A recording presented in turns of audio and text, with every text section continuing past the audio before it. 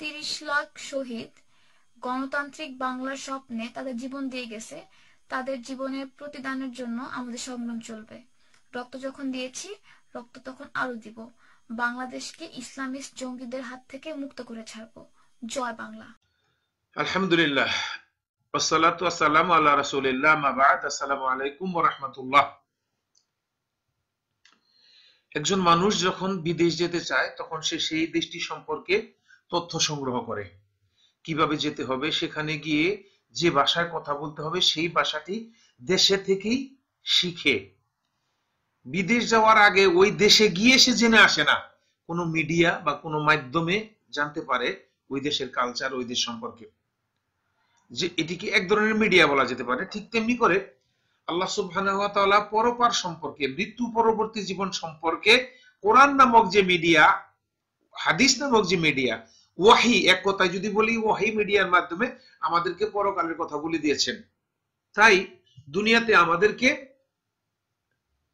সেই মিডিয়ার ভাষ্য অনুযায়ী আমাদেরকে পরকালের জন্য কাজ করতে হবে বা শিখতে হবে। এখন প্রশ্ন হচ্ছে, ওয়াহি, কোরআন যে আল্লাহর বাণী, তার প্রমাণ কি? আমরা কিভাবে বিশ্বাস করব কোরআন আল্লাহর বাণী? এটি তো হতে পারে মুহাম্মদ সাল্লাল্লাহু আলাইহি সাল্লাম উনি একজন ভালো লেখক ছিলেন, উনি একজন জ্ঞানী ছিলেন, উনি নিজেই কথাগুলো লিখেছেন। এটির কয়েকটি উত্তর, কোরআন যে আল্লাহর বাণী তার কিছু নমুনা দিচ্ছি। সেটি হচ্ছে যে, তার আগে আমি তো এই ক্ষমতা রাখি না দেওয়ার মতো, তবে আমি যে কারণে কোরআনকে কোরআন বলে মনে করি সেই কথাগুলো আপনাদের সাথে শেয়ার করতে চাচ্ছি।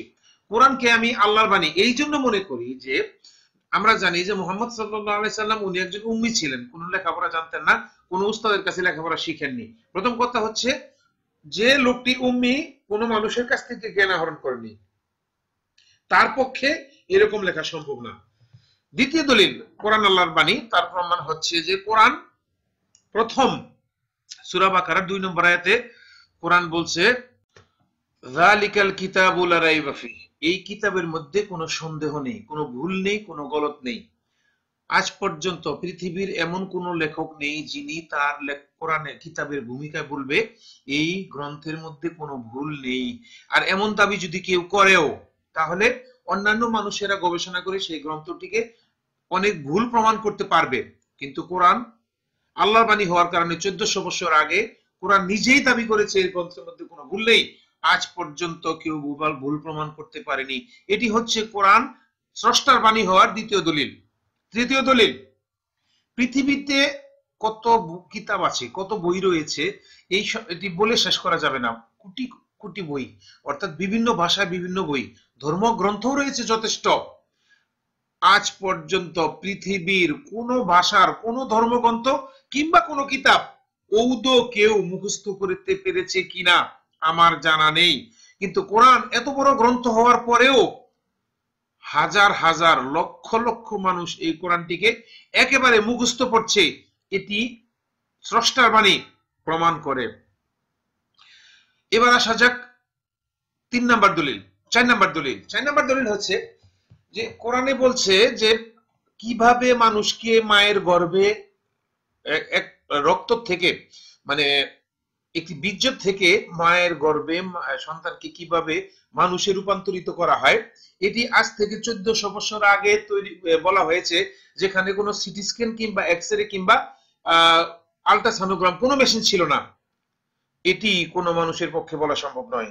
আজ থেকে 1400 বছর পূর্বে, 1400 বছর পূর্বে কোরআন এই কথা বলেছে। আজকে বিজ্ঞান এসে কোরআনের সেই কথাটিকে সমর্থন দিচ্ছে, বাস্তবায়ন করছে। এটি ছিল 4 নম্বর দাবি। কোরআন যে আল্লাহর বাণী, কোরআন যে স্রষ্টা বাণী, এটি হচ্ছে 4 নম্বর প্রমাণ। 5 নম্বর প্রমাণ, সূরা আর রহমানের 27-28 নম্বর আয়াতে আল্লাহ সুবহানাহু ওয়া তাআলা বলেন, কুল্লু মান আলাইহা ফান ওয়া ইয়াবকা ওয়াজহু রাব্বিকা যুল জালালি ওয়াল ইকরাম। এই 27 নম্বর আয়াতটিতে, 26 এবং 27 নম্বর আয়াতে কোরআন বলছে যে এই পৃথিবী ধ্বংস হবে, যা কিছু আছে তার সবই ধ্বংস হবে, শুধু আল্লাহর চেহারা ব্যতীত। তাহলে এই পৃথিবী ধ্বংস হবে, এটি 1400 বছর আগে কোনো মানুষের পক্ষে অনুভব করা, বোঝা সম্ভব ছিল না। যদিও মাত্র 3 বছর আগে, সম্ভবত আমার যতটুকু মনে পড়ে, আমেরিকা গবেষণা করে প্রমাণ করে দিয়েছে এই পৃথিবী ধ্বংস হবে। তাহলে 1400 বছর আগের কথাটিকে বর্তমান বিজ্ঞান এসে সমর্থন দিচ্ছে, সাপোর্ট দিচ্ছে। এটি প্রমাণ করে কোরআন কোনো মানুষের বাণী হতে পারে না, কোরআন আল্লাহর বাণী। কোরআন আজ থেকে 14 বছর আগে বলে দিছে সূরা আর রহমানের আরেকটি আয়াত, মারাজাল বাহরাইনি ইয়ালতাকিয়ান বাইনাহুমা বারযাখুল লা ইয়াবগিয়ান। দুটি সাগরের পানি ভিন্ন রং, ভিন্ন কালার, ভিন্ন পানি হলেও তারা একই জায়গা দিয়ে প্রবাহিত হলেও এক পানি আরেক পানির সীমা লঙ্ঘন করে না, এক পানি আরেক পানির সাথে মিশে যায় না। 1400 বছর আগে সেই সাগরের মধ্যে গিয়ে মুহাম্মদ সাল্লাল্লাহু আলাইহি সাল্লাম এটি তার পক্ষে জানা সম্ভব ছিল না। তিনি এই কথাটি 1400 বছর আগে বলে দিয়ে গেছেন। এখন আধুনিক জামানায় মানুষেরা লঞ্চ স্টিমার নিয়ে গিয়ে এটি দেখে আসছেন সাগরের মাঝখানে দুটি সাগর আলাদা আলাদা বইছে, একজন আর একজনের সাথে মিশছে না। এটি প্রমাণ করে কোরআন আল্লাহর বাণী। সর্বশেষ কথা হচ্ছে কোরআন আল্লাহর বাণী। এখানে প্রায় 6500 বাক্য রয়েছে, মানে আয়াত রয়েছে। এই 6500 আয়াতের মধ্যে কোন আয়াতের মধ্যে 5টা 10টা 15টা বাক্য রয়েছে। সেই মনে করে ধরে নেওয়া যাক, একটা আইডিয়ার উপর আমি ধরে নিলাম 10,000 বাক্য রয়েছে। এই 10,000 বাক্য, 10,000 কথার একটি কথাকেও আজ পর্যন্ত কোনো বিজ্ঞান মিথ্যা প্রমাণ করতে পারেনি। এটি হচ্ছে কোরআন। কোনো মানুষের পক্ষে এই কথাগুলো বলা সম্ভব ছিল না আজ থেকে 1400 বছর পূর্বে। এই কথাগুলো প্রমাণ করে কোরআন স্রষ্টার বাণী। এবার প্রশ্ন আসে, কোরআনের প্রত্যেক কিছু কথা রয়েছে যেগুলো মানুষের বোধগম্য নয়, সেগুলোকে কিভাবে বিশ্লেষণ করব? আমরা বৈজ্ঞানিক ভাবেও যদি চিন্তা ভাবনা করি, বিজ্ঞান যেভাবে গবেষণা করে কোনো কিছু তৈরি করে, সেটা কিভাবে তৈরি করে আমরা এত গবেষণা করতে চাই না। আমার চোখের সামনে এই মুহূর্তে একটি ফ্রিজ দেখা যাচ্ছে। আচ্ছা, আমি কম্পিউটারের কথা বলতেছি। আমার এই কম্পিউটারটি বিজ্ঞান কিভাবে তৈরি করেছে, কেন তৈরি করেছে, এগুলো আমরা জানতে চেষ্টা করি না, আমরা এটির ফল ভোগ করি। কারণ বিজ্ঞান এর আগে অনেক কিছু তৈরি করে আমাদেরকে বুঝিয়ে দিয়েছে, আমরা যে জিনিসটা তোমাদের হাতে তুলে দিচ্ছি এটা দ্বারা এই উপকার নেওয়া যাবে, এটা ক্ষতি হবে না। আমরা অন্ধের মতো কম্পিউটার ব্যবহার করতেছি। বিজ্ঞান ঔষধ তৈরি করে দিয়ে বলেছে এই ঔষধটি তোমার কাজে লাগবে, আসলে কাজে লাগবে কিনা, এই ঔষধটি আমার শরীরে ক্ষতি করবে কিনা, এগুলো আমরা চাষই করি না। কারণ বিজ্ঞানের আগের পূর্বের অনেক কথা থেকে আমরা বুঝি যে জিনিসগুলো আমাদেরকে বিজ্ঞান দিচ্ছে সেটি সত্যি। ঠিক তেমনি করে কোরআনের 50 থেকে 80 ভাগ, না 70 থেকে 80 ভাগ কোরআনের আয়াতগুলো সত্য প্রমাণিত, বা তার অর্থ আমাদের বোধগম্য হয় 80 ভাগ আয়াতের। কিন্তু কিছু কথা আছে যেগুলো আমাদের বোধগম্য হয় না, সেগুলো আল্লাহ ভালো জানেন, সেখানে আমরা রেখে দেব। কেউ বিশ্বাস করুক বা না করুক আখিরাত সম্পর্কে, কারো কিছু যায় আসে না। বিশেষ করে আল্লাহ সুবহানাহু ওয়া তাআলার কিছু যায় আসে না। আমরা যদি সমগ্র পৃথিবীর মানুষেরা আল্লাহকে অস্বীকার করি, দিনকে অস্বীকার করি, আল্লাহ কিছু যায় আসে না।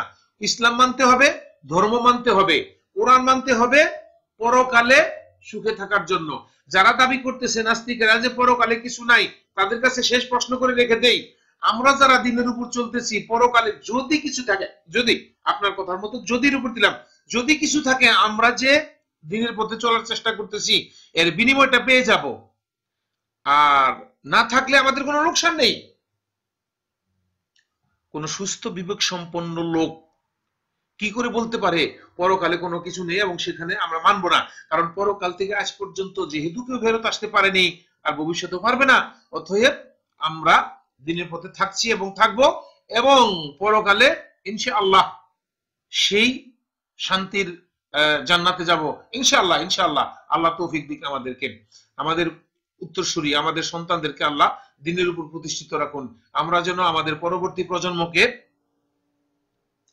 একটি সুন্দর বাংলাদেশ, যেখানে কোরআনের আলোয় আলোকিত হবে, এরকম একটি বাংলাদেশ দিয়ে যেতে পারি। আল্লাহ আমাদের এই তৌফিক দান করুন।